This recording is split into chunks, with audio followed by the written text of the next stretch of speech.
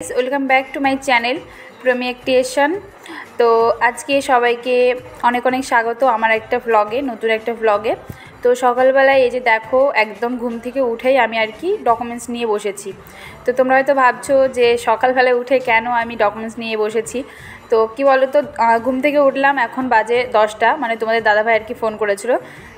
তো ও ফোন করে বলল, উঠে পড়ো, টাইম হয়ে গেছে, তুমি ডকুমেন্টস যা নেবে সব কিছু গুছিয়ে নাও, রেডি হয়ে যাও তাড়াতাড়ি, এবার 11টার মধ্যে পৌঁছাতে হবে। তো আমাকে এরকম বললো। তো এই যে দেখো, তারপরে ঘুম থেকে উঠে পড়লাম, কি করব, ফোন না ঘেটেও চোখ থেকে কিন্তু এখন আমার ঘুম ছাড়েনি। আর এই যে এই বাড়িতে থেকে না আমার অন্য একটা অভ্যাস হয়ে গেছে, ওই যে তাড়াতাড়ি রাত্রিবেলাতে ঘুম আসে না। মানে রাত্রিবেলাতে মনে হয় যেন, এখন মনে হয় যেন দিন, আর আমি তো সারাদিনে ঘুমাইও না। তোমরা হয়তো জানো, আমি আগের এমনি ব্লগ ছাড়তাম তখনও বলতাম দুপুরবেলা আমি কোনো সময় ঘুমাই না। তো এখন অভ্যেসটা এমন খারাপ হয়ে গেছে, রাত্রিবেলা যত রাতই হোক না কেন 11টা 12টা বেজে দেয় ঘুমোতে। এই যে দেখো, স্নান টান সেরে এবার একটু বসলাম। তো এবার রেডি হব, ডকুমেন্টস সব গোছানো হয়ে গেছে। তো সকালবেলা থেকে তোমরা হয়তো বুঝতে পারছো না যে কোথায় যাব। তো ভিডিওটা পুরো দেখতে থাকো, আশা করছি বুঝতে পারবে। আর কি বলবো, মানে আমি একদম মাঝখানে, নদীর মাঝখানে দাঁড়িয়ে আছি, না ওই পারে যেতে পারছি না এই পারে আসতে পারছি। এই কটা দিন শুধু আমি এই ভেবে আর কি সময় কাটিয়েছি। তো ভিডিও সেজন্য দিতে পারিনি।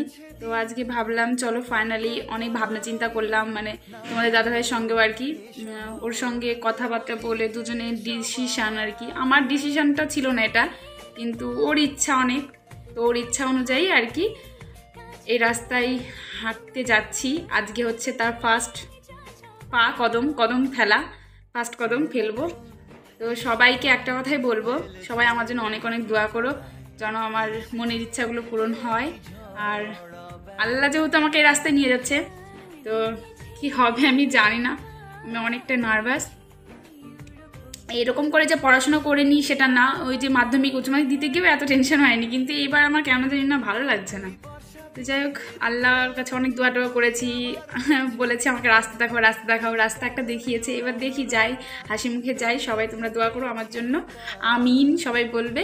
তো চলো রেডি হয়ে নিই, মাথা টাথা আঁচিয়ে নিই, খাওয়া দাওয়া সেরে নিই, তারপর একদম দেখা করছি বাইরে গিয়ে, ঠিক আছে?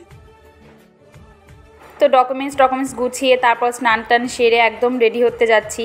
আর এবার তো আমার হচ্ছে যুদ্ধ করার পর্ব, মানে চুল আঁচড়ানোটা হচ্ছে আমার সব থেকে মেন, মানে একটা যুদ্ধের পার্ট যাকে বলে। মানে এত জোট বাঁধে কি বলবো, আর চুলের অবস্থা আমার পুরো খারাপ হয়ে গেছে। মানে আমি তো স্মুথনিং করিয়েছিলাম চুলে, তো সেই অনুযায়ী আমার চুল বেশ ভালোই ছিল, পারফেক্ট ছিল। কিন্তু এই যে 5-6 মাস হচ্ছে আমি চুলের কোনো ট্রিটমেন্ট সেরকম করাইও নি, আর বলতে পারো যে নিজের ইচ্ছাতেই করাইনি। আর চুল তারপর দেখো কত পাতলা হয়ে গেছে। আমার যারা আমার ভ্লগ ভিডিও আগে থেকেই দেখো তারা জানো আমার চুল অনেকটাই ঘন আর অনেক সুন্দর, মানে লম্বা হয় তাড়াতাড়ি। তো এই যে এই অনুযায়ী আমার চুল পুরো একদম গোছা হয়ে উঠছে। এই যে দেখো, যতবার আঁচড়াবো ততবার উঠবে, আর কেমন যেন হয়ে গেছে চুলগুলো। তো তোমাদের দাদাভাই বলছে এখন থাক, আমি বাড়ি যাব, বাড়ি গিয়ে তারপরে একদম তোমার চুলের একবার ট্রিটমেন্ট আমি করিয়ে দেবো। দেখো কতগুলো চুল উঠেছে, আর কি বলবো, এত মানে সুন্দর আমার চুলের অবস্থা যে এই হবে আমি কোনোদিন ভাবতে পারিনি। তো যাই হোক, তারপরে এই যে দেখো সকালবেলা একদম খাওয়া দাওয়া করে বাড়ি থেকে বেরিয়ে পড়লাম। আর এই যে এটিএমে চলে এসেছি, আর আমার গাড়ি, আমি প্রায় আজকে 2 সপ্তাহ পর গাড়ি চালাচ্ছি। তো তাও একদম টুকটুক করে চলে আসলাম এটিএমে। আর আমার গাড়ির একটা সমস্যা হয়েছিল, মানে গাড়ির একটা মানে অ্যাক্সিডেন্ট হয়েছিল বলতে গেলে। একটা বাচ্চা ছেলে গাড়ির চাবিতে একটা কাঠি ভরিয়ে দিয়েছিল। তো ওই যে কাঠির যে লকটা আর কি, চাবি যে করে গাড়ি চালায়, সে লকটা খারাপ হয়ে গেছিলো। তো ওই লকটা সারানো হয়েছে কালকে, তো ওই জন্য আর কি আমি গাড়ি নিয়ে আজকে বেরিয়েছি একা। আর এই যে দেখো, ক্যাশ তুলে নিলাম দুটো এটিএম থেকে। আমার এটিএম থেকে তুললাম 20,000, আর তোমাদের দাদাভাইয়ের এটিএম থেকে তুললাম 10,000। মানে তোমরা হয়তো ভাববে যে দুজনের এটিএম থেকে কেন তুলছে, একটা এটিএম থেকে তুললেই তো হয়। না, কারণ আমি সবটা দিতে চাইনি, আর সব টাকাই তো মানে আমার বলতে গেলে আমার কিছুই না, সবই হচ্ছে আমার হাজবেন্ডের। তো তাও আমি ওকে বললাম না, আমি সব টাকা দেবো না, আমার অ্যাকাউন্ট থেকে তুমি শুদ্ধ দাও। তো তারপর বললো ঠিক আছে, তুমি আমার অ্যাকাউন্ট থেকে 10 নাও আর তোমার অ্যাকাউন্ট থেকে 20 তোলো, তারপর চলে যাও। তো এই যে দেখো, এটা হচ্ছে কলেজ, আমার বিএড কলেজ নতুন।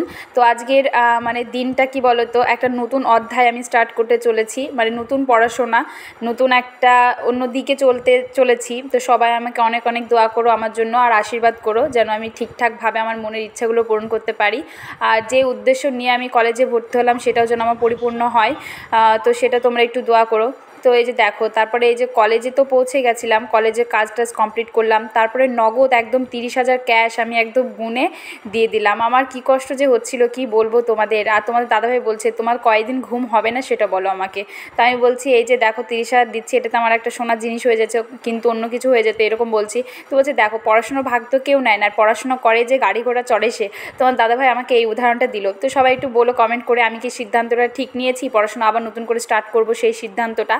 তো যাই হোক এই যে দেখো কলেজে তো ভর্তি হয়ে গেছি, অল ডকুমেন্টস জমা নিল আর ফর্ম ফিল আপ করলাম। তো আরেকটা আবার আসতে হবে, ফর্ম ফিল আপ করবো। তো দেখো তারপরে বাড়ি আসার পথে একদম বৃষ্টি হচ্ছিল। তো অন্যদিন নেক্সট টাইমে যখন যাব তখন তোমাদের কলেজটা পুরো সম্পূর্ণ ঘুরিয়ে দেখাবো।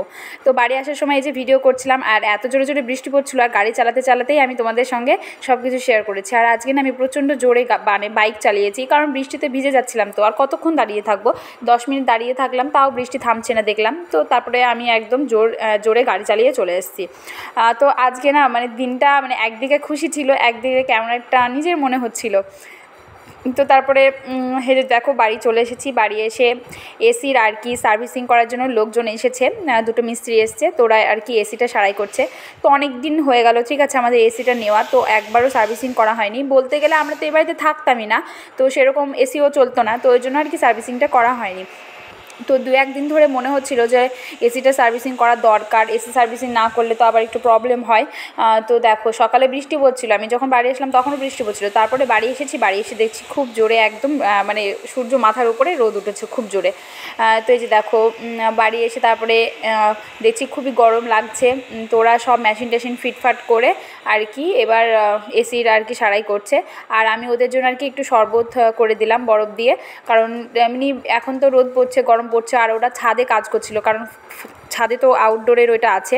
তো যাই হোক তারপরে দেখো দুপুরবেলাকার মেনু ছিল আজকে আমাদের পোলাও ভাত।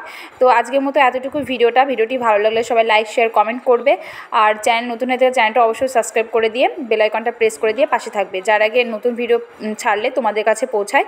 আর দেখো মাংস দিয়ে পোলাও ভাত কার কার ভালো লাগে খেতে অবশ্যই কমেন্ট করে জানিও। সব ভালো থেকো, সুস্থ থেকো, টাটা।